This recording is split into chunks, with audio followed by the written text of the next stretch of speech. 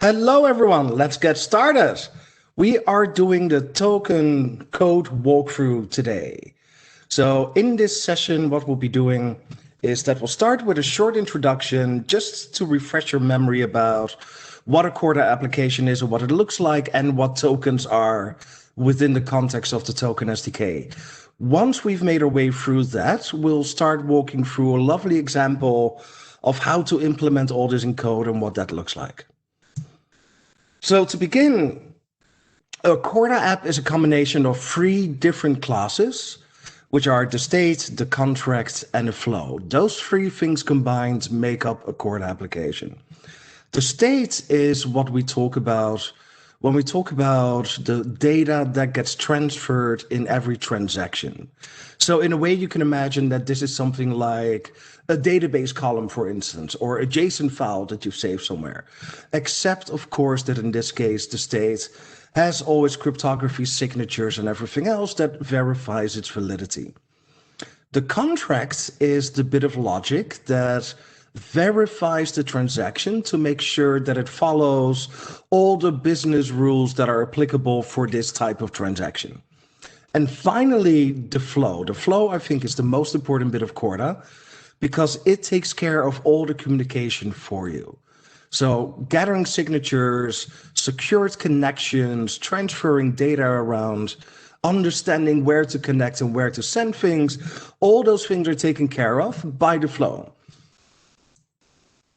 Then if we look at tokens, apologies, tokens are a representation of an entity or an asset. Oh, 1 second. I'm being told that my screen share needs some help. There we go. I thought I was sharing, but I was not the presenter. This is hopefully better, is it? Yes. I'm going to assume that that's a yes. Thank you. Cool. So I'll quickly show you the first slide that you missed. This was where we're talking about the state, the contract, and the flow. So the tokens are representations of things. Now, things in general could be virtual or real in this context, but most interesting applications use a token to represent some kind of asset or some kind of thing in the real world. And you're probably already familiar with the concept of tokens.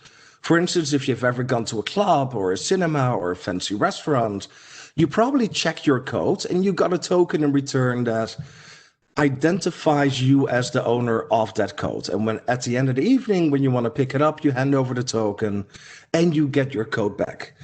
Now, everything that is represented by deeds like that are tokens in the real world.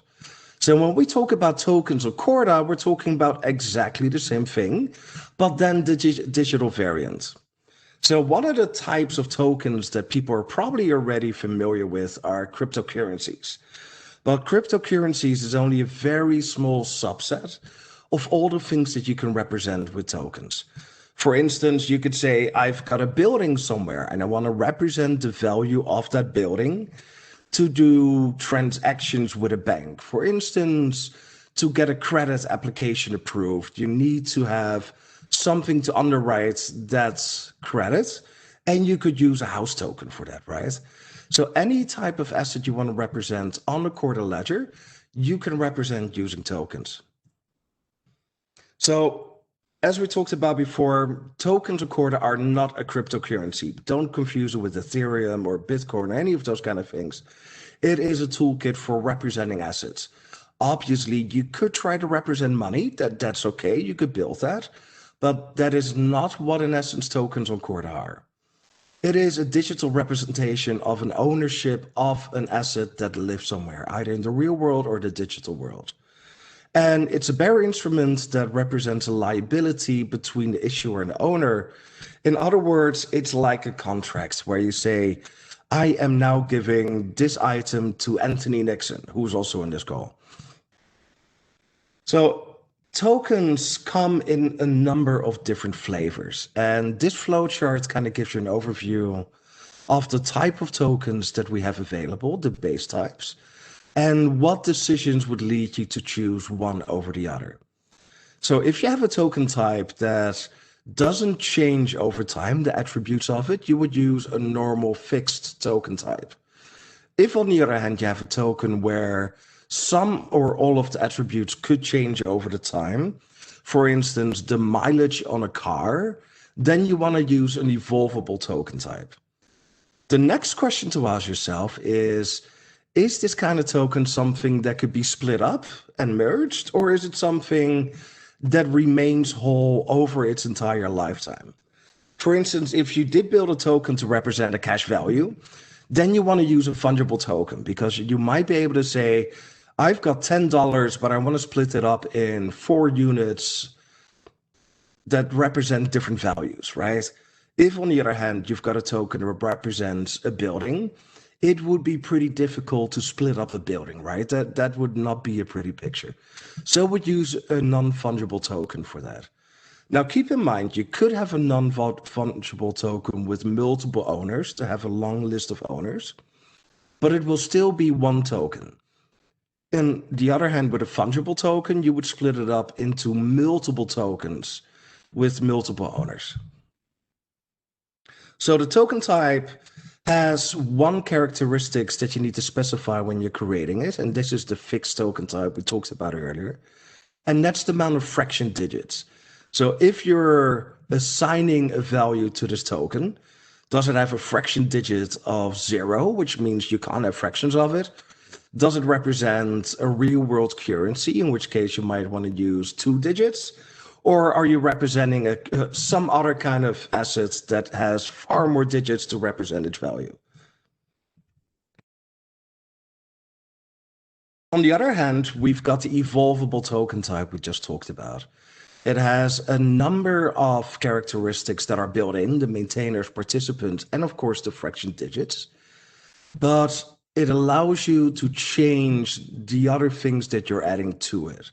So say that we're using the car token type again as an example. You could have a registration number, a make and model, the mileage on the car, and the price, right? So for instance, you could have a token that represents a BMW with a registration ABC123. It has a mileage of 100 miles or kilometers, depending on where you are, and the price could be 30,000. Now, because this is an evolvable token, you can change it, as we just said, right? And that's where contracts come in to allow you to control what stuff can be changed and how it can be changed. For instance, you don't want to change the registration number because that is engraved on the chassis, and you shouldn't be changing that because that is a hard reference. On the other hand, things like the price can be changed, but you want to make sure that the price is not 0 or below 0. That could be a check. And you could also say like mileage can be a positive number, but we limit it to say 1 billion miles, and it has to be more than 0 miles. So that's how we use the concepts of contracts to implement this type of functionality in your tokens. So finally, and here's an example of what that could look like. When you create a car token for a car that has just been produced, you would register it using your registration number, the make, the model, and all that stuff. And of course, as it's just produced, the mileage is 0 and the price is the full ticket price. Then you might sell it or update it when you bring it to a garage. So of course, all the basic things stay the same. The fraction digits are 0, the registration, the make and model are all identical, but you're able to change the mileage and the price. And you can keep updating this through the life cycle of the assets that you're representing. So then if we look at the fungible versus non-fungible, the non-fungible was simple because you've got a token in and a token out and they are identical. You just change the ownership of it. On the other hand, if you have a fungible token, then the flow could look like this, where say that Alice has a token that represents a quality of 5 gadgets, whatever they are. And she could do a transaction where she splits it up in 3 tokens, consuming the older token, which means it's no longer valid and it's consumed, it's been used up, but it produces 3 new tokens. And she sends one of them to Bob, a quantity of 3 to Carol, and a quantity of 1 to Alice, which is, of course, is the originator. So this means she has 1 left because she sent 4 new tokens out. Finally, the functionality that the token SDK provides gives you the tools to manage the complete life cycle we just talked about. So if you look at how you're creating and using a token, and there's a creation event where you're building the Java representation that represents the assets that you want to identify in your distributed ledger. Then of course you want to issue it to someone because someone needs to own a token, right? At that point, it can start transacting. It will go for an entire life cycle. It can be traded, given, shared, whatever you want to do with that token. And that is what we call the move. That's how you move it around the network and the owners. Finally, at some point, you want to be able to say this token is no longer valid. The thing that it represents is gone, or it doesn't have value anymore. Or maybe we even just made the choice to not represent this asset on the ledger anymore because it entered a different kind of market where there are different ways of representing that asset. So we call that a redeem. And a redeem is saying, I've got a code checked ticket and I'm going to give it to you and I'm going to get my jacket back. That is what a redeem does.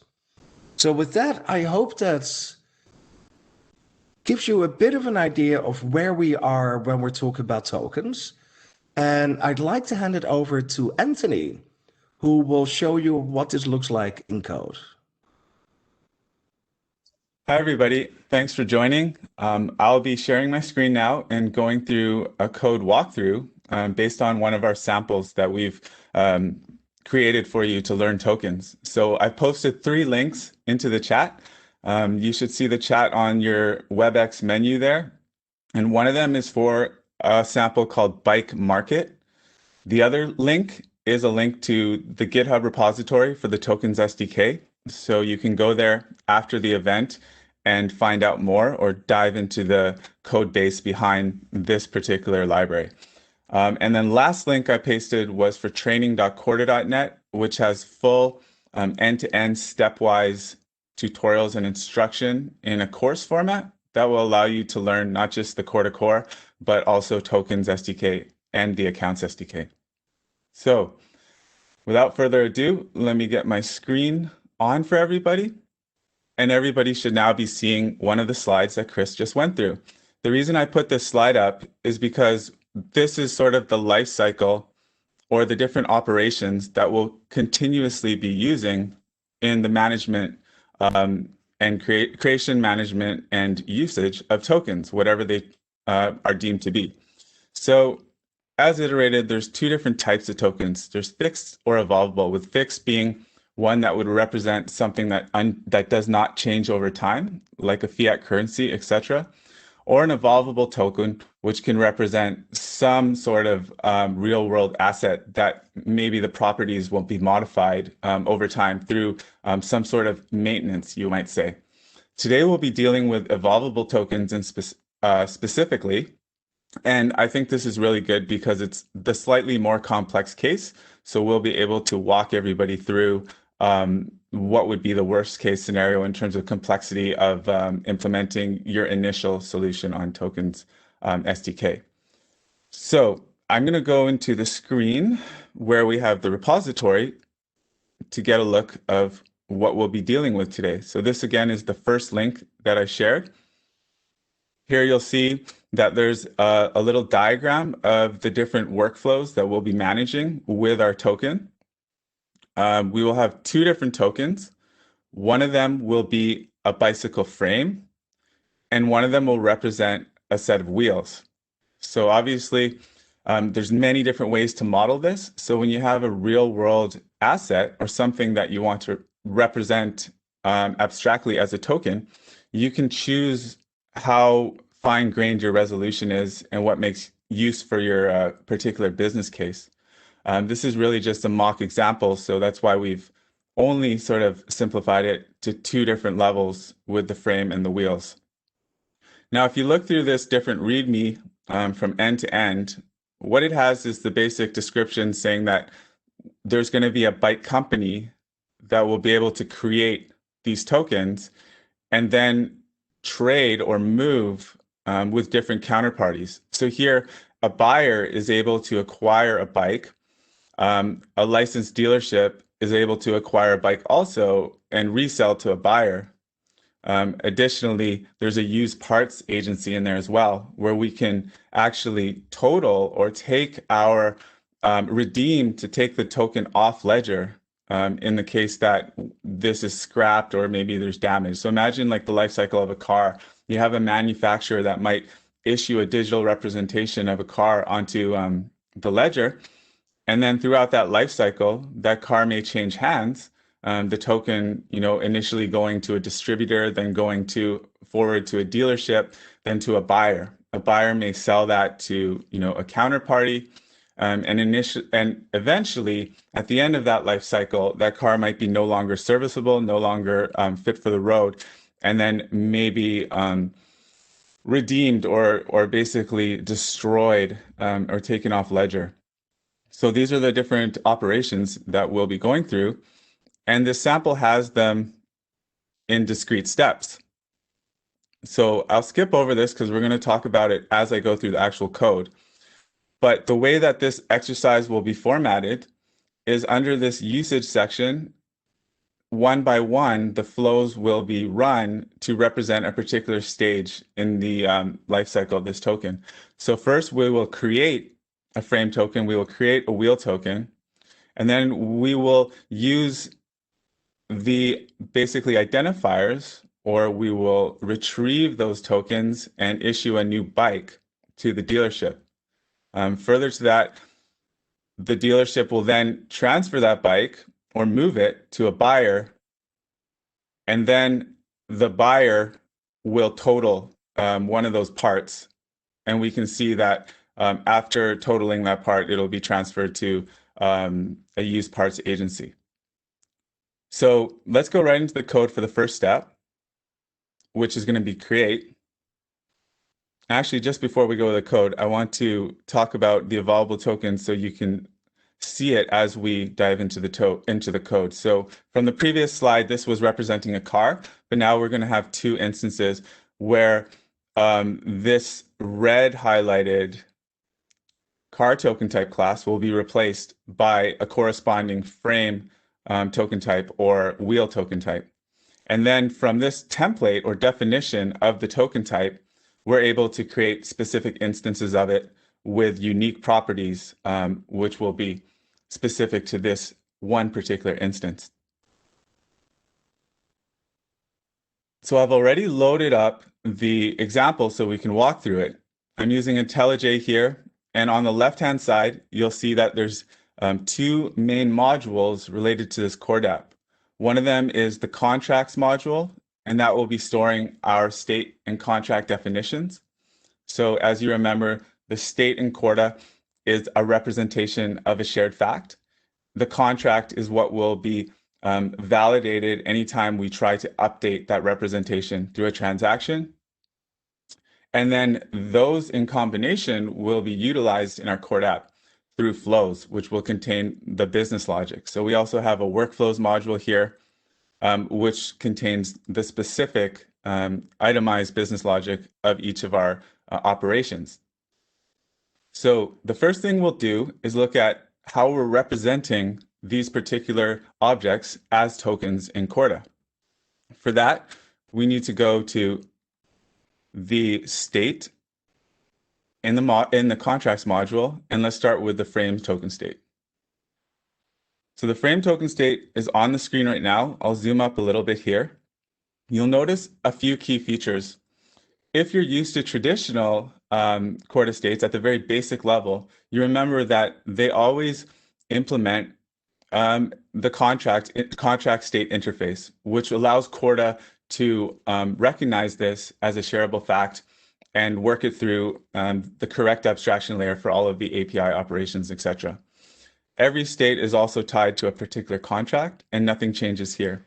The difference is that instead of directly implementing the contract state interface, we're implementing a sub-abstract class, which is the evolvable token type. This goes through linear state, and then linear state extends contract state. So at the end, it's still a valid and regular state on Corda, except we've defined some mandatory properties which are specific to the operation and update of your particular token representation.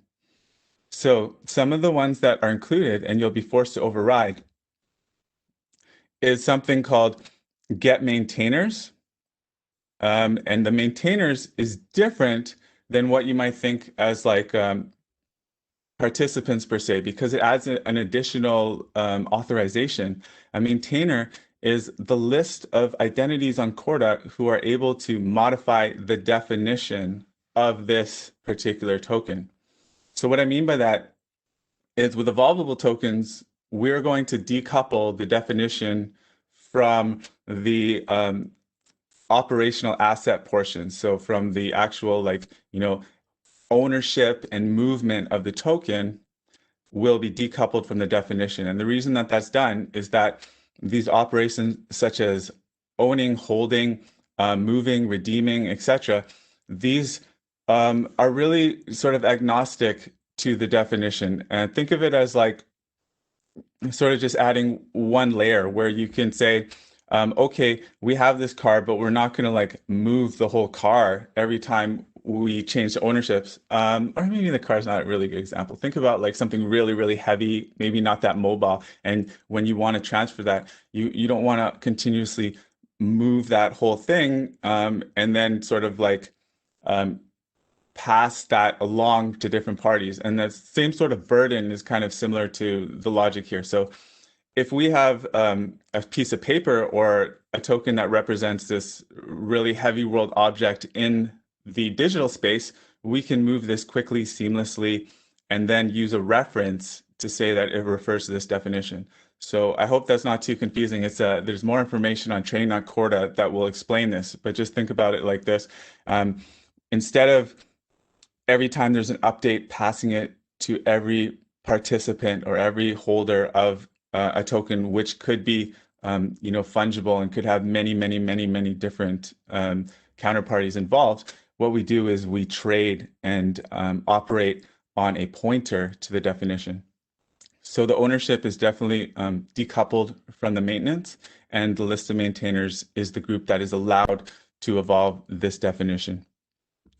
We also have a linear ID, which means that the properties or state of this definition can only evolve in a linear manner. Like there can only be one existing copy at a time, which makes sense because imagine if a maintainer of, say, like a car or a maintainer of this bike frame had a property they were updating called like number of hours in use or mileage.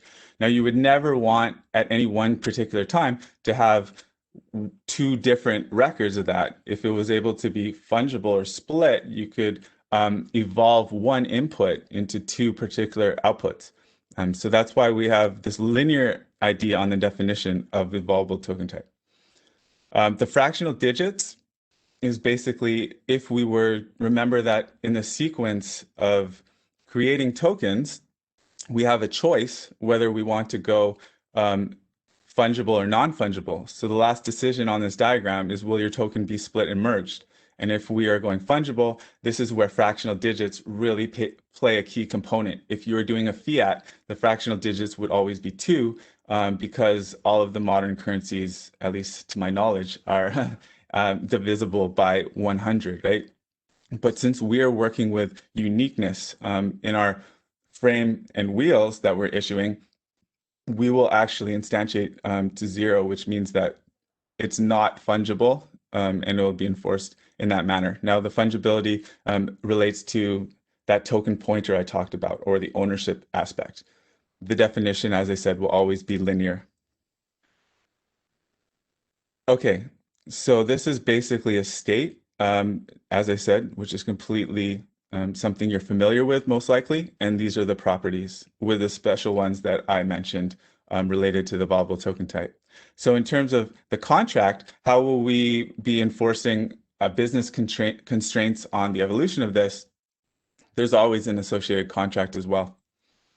So the frame contract, it looks blank, but actually with Tokens SDK, one of the great things is that it's streamlining and abstracting away many of the boilerplate functionalities that you would have to implement on your own should you sort of build a token from scratch and manage a token and create the commands and operations on that token. Now, if you made any sort of CorDapp before, even our initial boot camps or simple samples, you can think of those all as tokens, right? Because they are actually representing something concrete or discrete, and we're putting it on Ledger. But what you would have had to do is basically pad out or create a lot of boilerplate contract code to manage things like shape, content, and signers. So contract constraints can be like, if I'm issuing, obviously this has not been on Ledger before, it's something new I'm bringing to the digital platform. So I would have 0 inputs in that transaction, I would have 1, and that's stuff that you would have to boilerplate in. But the Tokens SDK, just by extending the evolvable token contract, we're able to actually leverage all of these different constraints, which are really just sort of things that we don't want to worry about. They're already done for us. So instead of having to go from scratch, what we get is a series of additional checks. And this is where you can mainly focus on perhaps things like such as the content. So for instance, with this wheel, and the frame, we do not want certain things, like if we never wanted to issue red bicycles or something, then we can put into additional create checks to say that we can never create a definition of that. Update checks could be something like, if you are evolving, there's some things that make sense in the physical or real world, things like age or things such as safety, etc. So if I was to update the definition after a maintenance or some sort of operation, maybe the bicycle has been painted or this frame has been painted, I can put in the additional update checks that, it can't be this color or it has to be this color, blacklist, whitelist, or I can put things like if the previous age was 10 years, an update cannot modify that age to be 9 years, because that would be absolutely impossible, right? So this is basically how the contracts are simplified. Now, it's pretty much the same for the wheels as well. We have a basic sort of minimal criteria for properties. Obviously, in a real world or a better transition to implementation for a real use case, you would have many different properties. But we are mainly concerned with things such as how we are going to identify these particular ones so we can play with them in the series of flows. So the contract is the same as well. And now we have some sort of facts or things that we can share. These are just the definitions. So the first step is to create or bring these definitions onto Ledger through a flow. So in the README, there's 2 operations that we will be running. One of them is create frame token, and then the other one is create wheel token. If you remember, the flow in a CorDapp is our logic or our application entry point that we can call either through, the node operator can issue it through, say, like an RPC command or any type of interface which is implemented. It's very succinct and very small. You'll notice that there's not much code going on here. And one of the things that will differentiate the usage of the Tokens SDK in some cases is that we won't have to always directly deal with the transaction builder. These are handled for us. The building of the transaction is abstracted away through many of the different flows that are available in the Tokens SDK. So all we're doing in this particular flow here is the first line, we're retrieving a notary. So remember that any transaction that you do in Corda will be tied to a particular notary who will verify the uniqueness of those states and make sure that transactions and double spends of transactions are mitigated. The next thing is that right here, we want to instantiate our definition. So this is going to be basically the initial definition for this particular frame. We're passing it our identity. We're passing it this unique identifier, which we created. And then, like I said before, we would have a fractional digits of 0 because we're going for a non-fungible token. This is something that will be new to you if you've only dealt with very basic Corda flows before. So the transaction state is really just a wrapper. And what we're doing here is tying the notary to the frame. So we're tying this notary to the frame. If you were dealing with a non-tokens SDK sample, what you might be doing is just instantiating an instance of transaction builder and passing notary as an argument to that, or adding it through the builder. But because that, like I said, the transaction building is abstracted away and one layer deeper, we have to wrap it together in this one instance of transaction state, and then pass it to a subflow called create evolvable tokens. So create evolvable tokens will build that transaction and will sign it and place it on our ledger. So now we have a definition that we can work with and issue. So this is going to be the same for the create wheel, the same sort of workflow. And I'll open up a terminal so we can actually run this. So what I've done here is I've done the command, the cord form instance deploy nodes. So there's a Gradle command called deploy nodes, and it will instantiate a mock network on your local computer that will allow you to interface with all of the different nodes that you define and run flows. This is purely for demonstration purposes, but it allows us to get an idea of how our CorDapp application is running, and is a very good way for me to demonstrate to everybody out there. So what I can do is just copy this command, and it'll work succinctly with the Corda shell. The first thing it's saying is go to the bike company's node shell and run these two commands, or these two flows. So here's the bike company. You can see that I have it right here. And let's just run the first one. So I've just created a frame token. And now let's do the wheel token.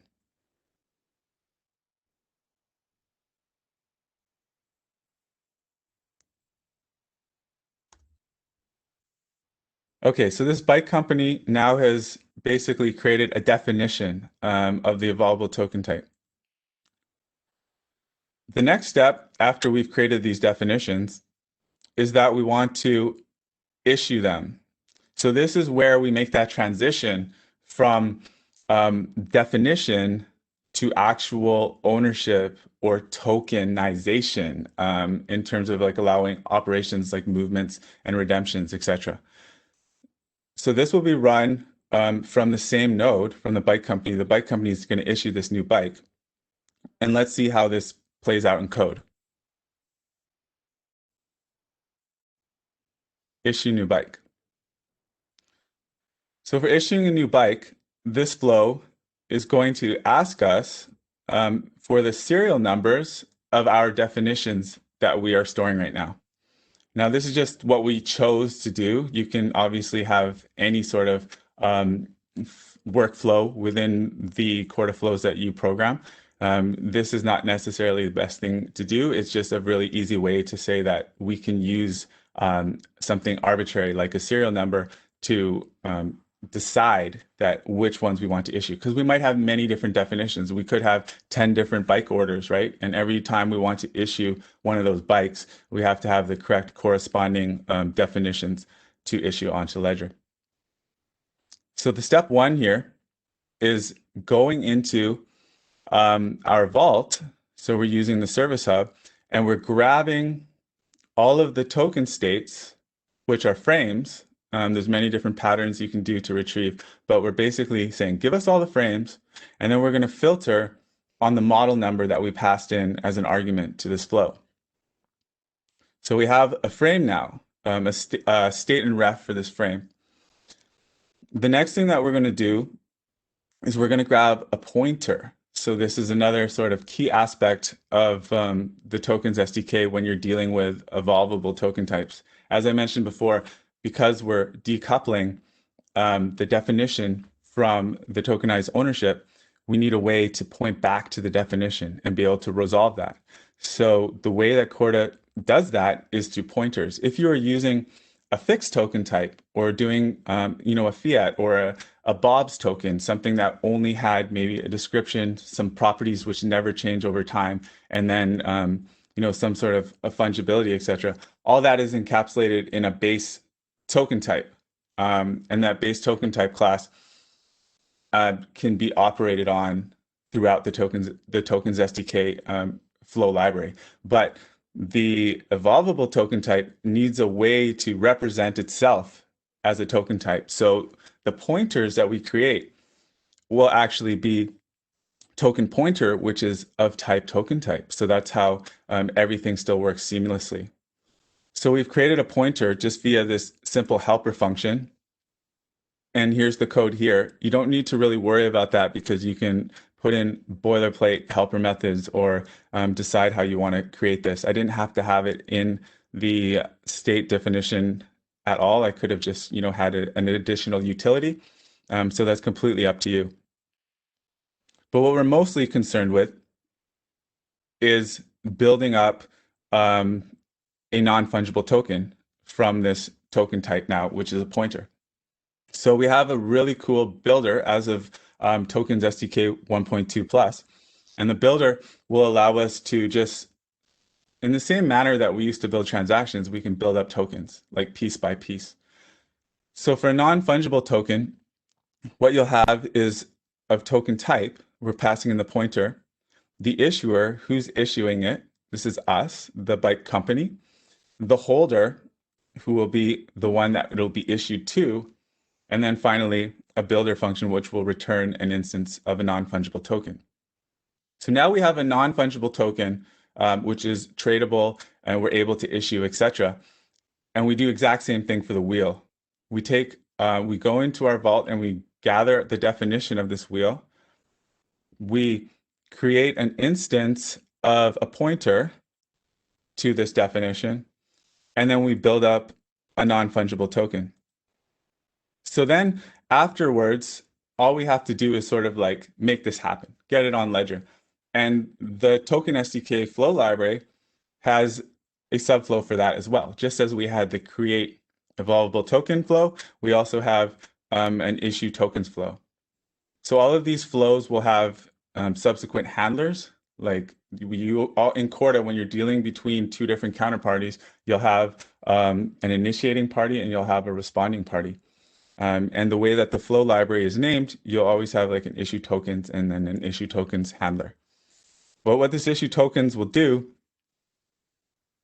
is it'll grab us, we provide it with a list of tokens we want to issue, and then it'll automatically handle everything in the backend for us. So it'll handle the communication across the network, it'll deal with the signatures, etc. And it'll create that transaction for us. So now we have a signed transaction, and it'll be committed to both the issuer and the holder's record of the world. So that's how we're going to issue this bicycle, and we can just run it right now to see. Let's see, where was I? Really early in the morning. Okay. So we're issuing it. Oh, it looks like the initial holder will be the licensed dealership. That's totally fine. So what we're doing is we're about to sell this to the dealer. So from the bike company, I'll run this flow.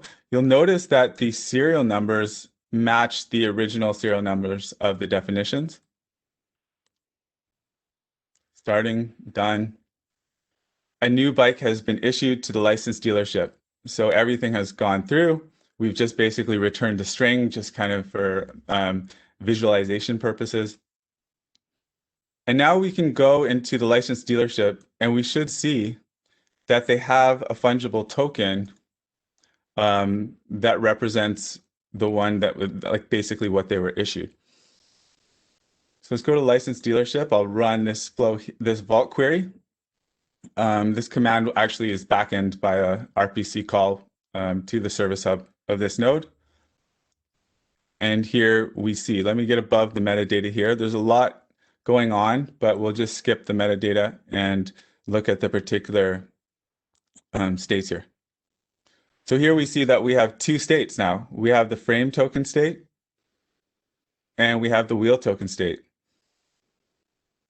And so these are non-fungible tokens that are representing or pointing to the instance that we created of this type.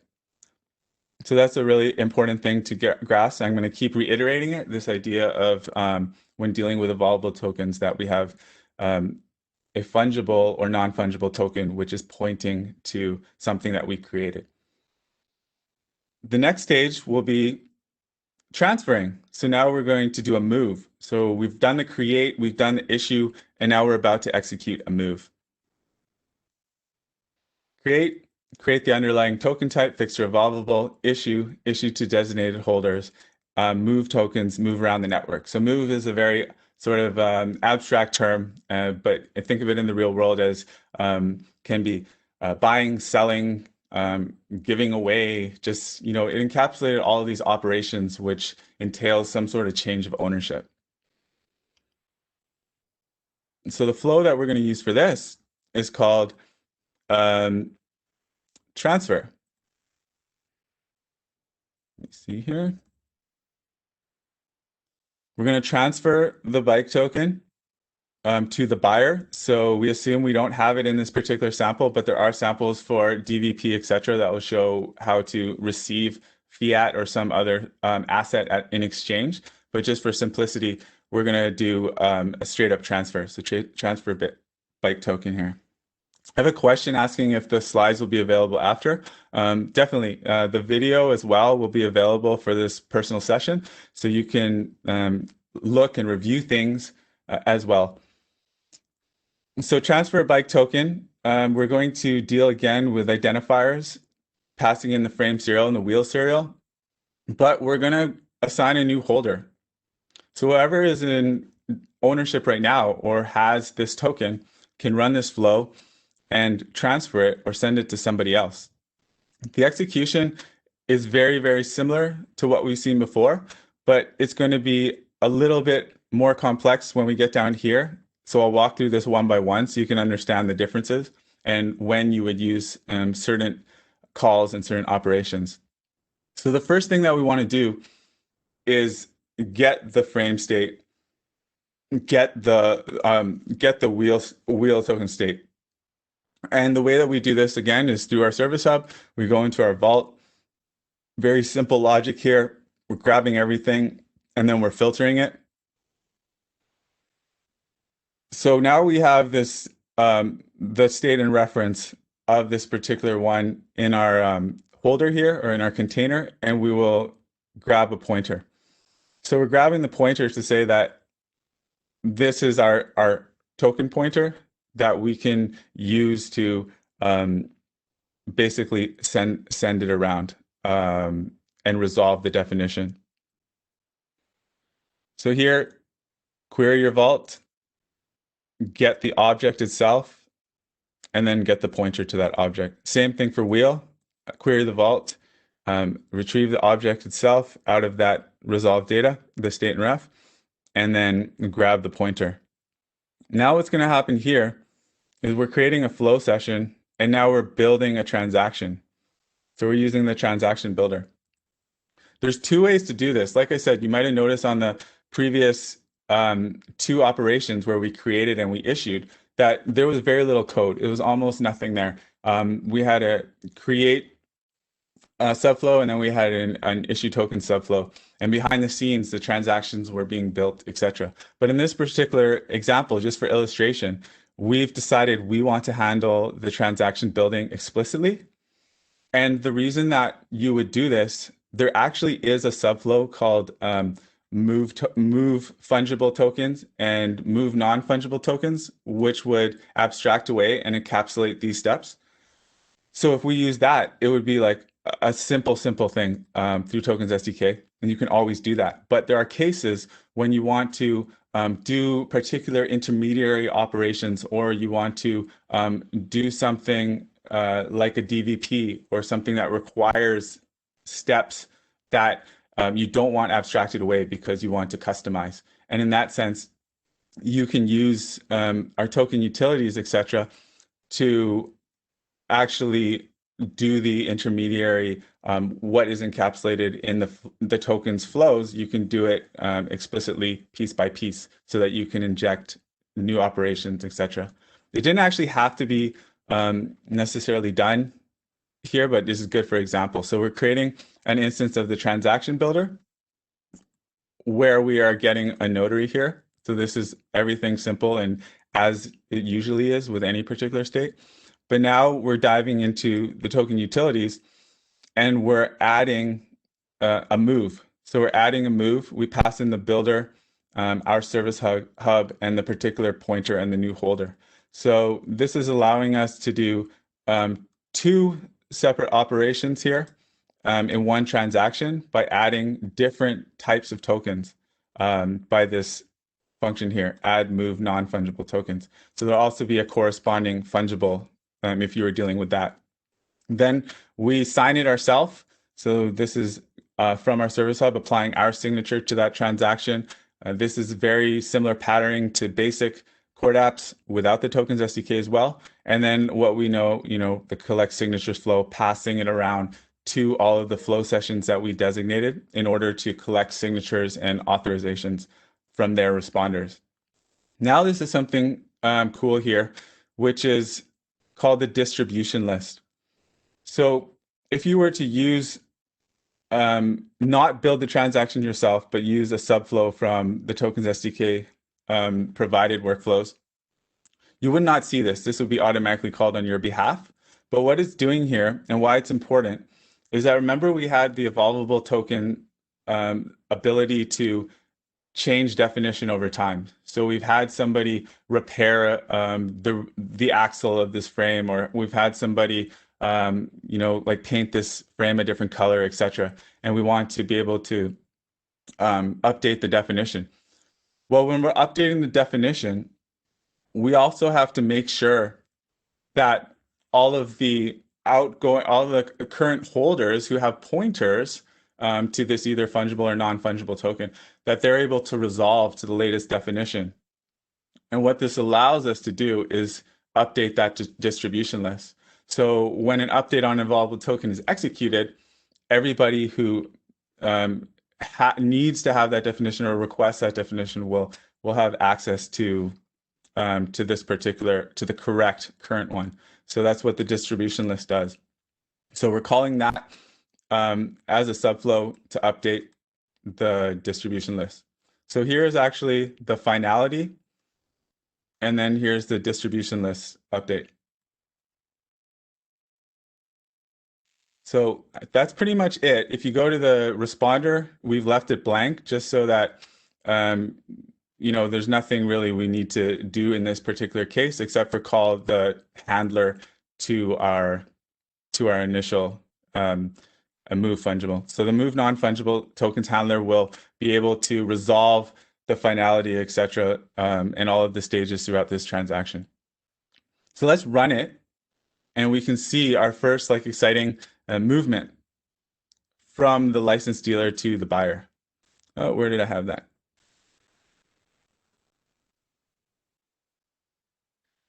Okay, from the licensed dealership, we're going to pass it along.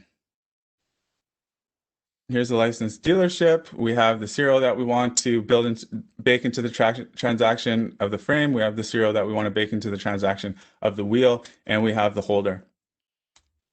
So executing this, we now have this transfer of ownership.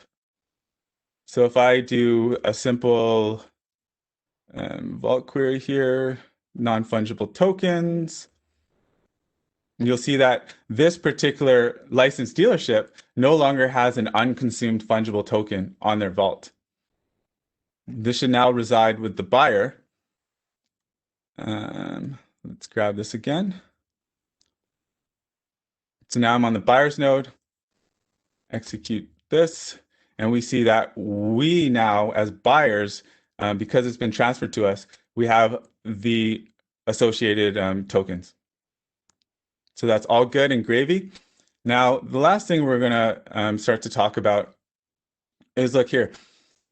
The scenario is that the buyer gets a recall notice and will send the physical bike frame back to the manufacturer. The action will happen in real life, but on Ledger, we also need to destroy or redeem the Corda Token SDK, the frame token.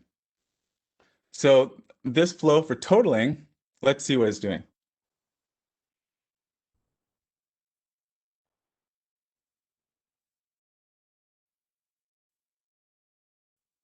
Make this a little bit bigger. Oops, made it smaller, too big. Okay, again, we have our identifiers. Make sure that we have the right, we're gonna be able to total one part at a time. So now we're not actually totaling the whole bike. We're just saying something's going wrong with a particular element or piece of that bike. And that's where this sort of logic in the constructor is coming from. Just checking like what type of serial number is this. And then in here, we have two different operations. We have decision if else based on what we're going to be totaling. And then responders. The code's not very dense, and I only have to kind of walk through one of them for you to get the idea of what's happening. That same sort of like cycle, we're retrieving a state in ref. So we're retrieving something that we have. We are getting the pointer to that, and then we're doing an operation through the provided subflows of the token SDK. So I'm going to jump to the token SDK to show you all the flows that are available after we finish this example.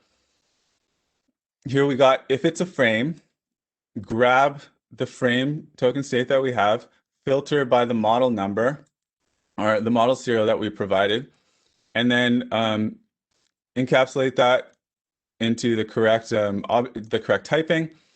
We want to have an issuer because a redemption is actually a claim on the initial origin, a claim on the issuer of that token. So this is synonymous with real world representations of value in most cases. When you're talking tokens, somebody is issuing it. So the bank in the real world will issue US currency, will issue Great British pounds. And then even though you're trading and there's value and you feel like you can buy things, maybe you're thinking this is worth a television at Curry's, or this is worth like like a 1 week holiday to the Alps or something. At the end of the day, that value is actually backed or a claim on the issuing party or in the issuing body. So it's the same thing with tokens on the digital space.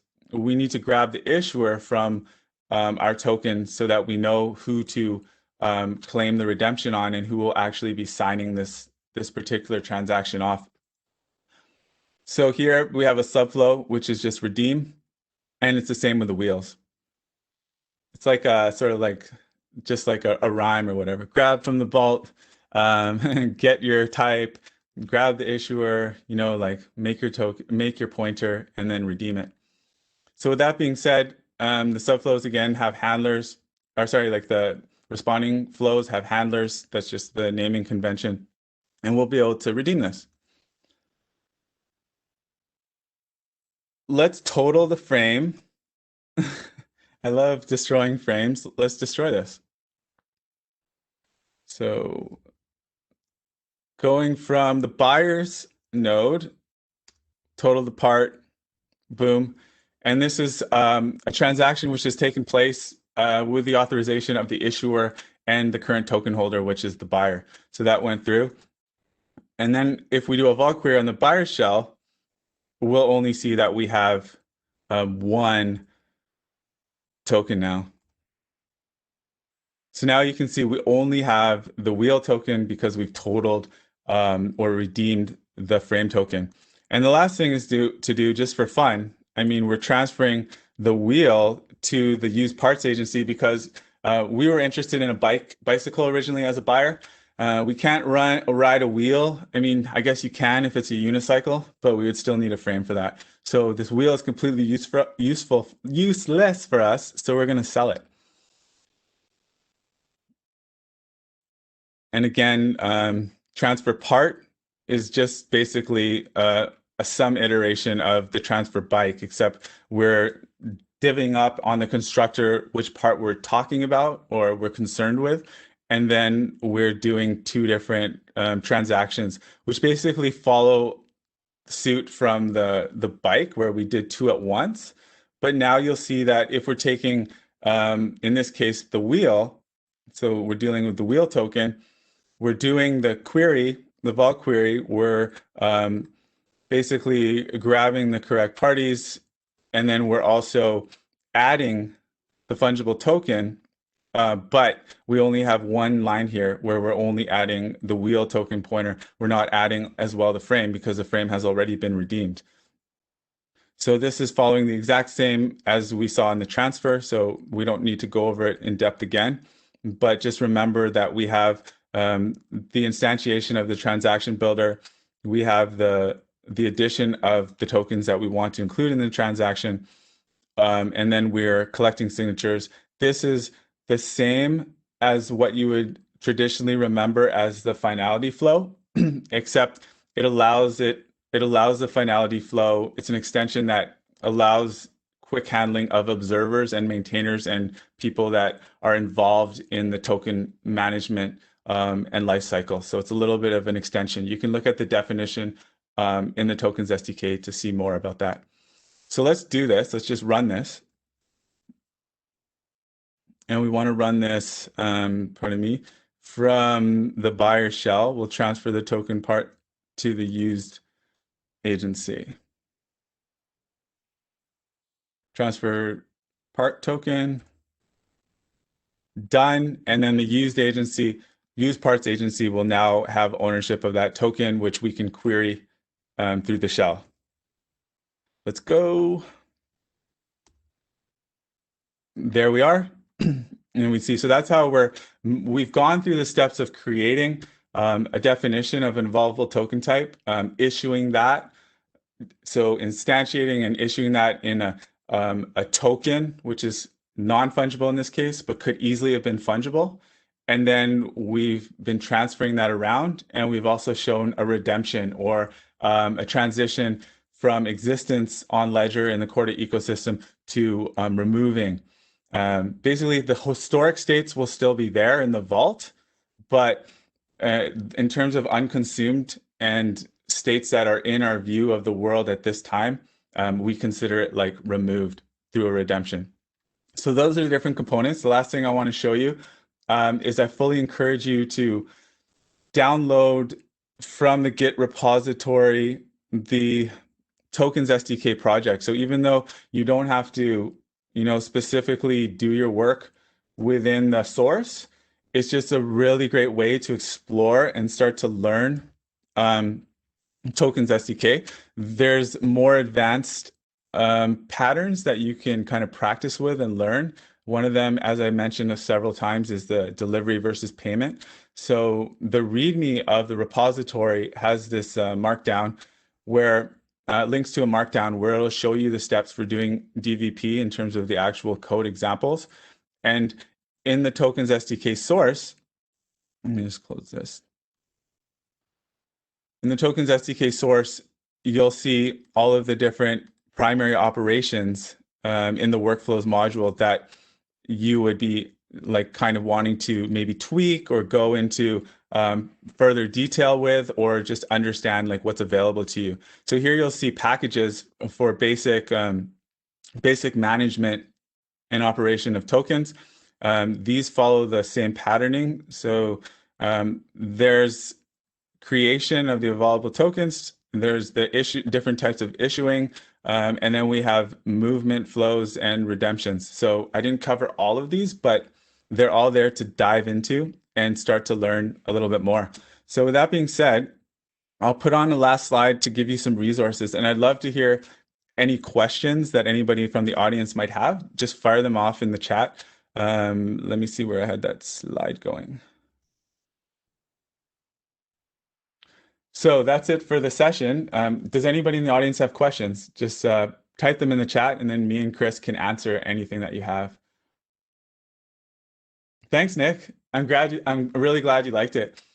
So also there's a great community where you can post questions and interact in real time, any time of the day. So join at slack.corda.net.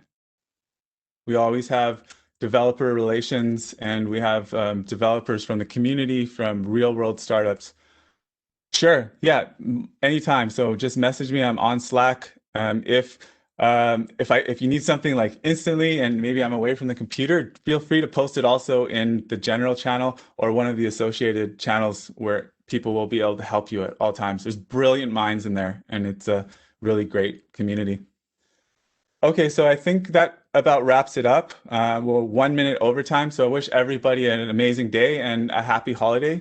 And we'll see everybody soon. Thank you.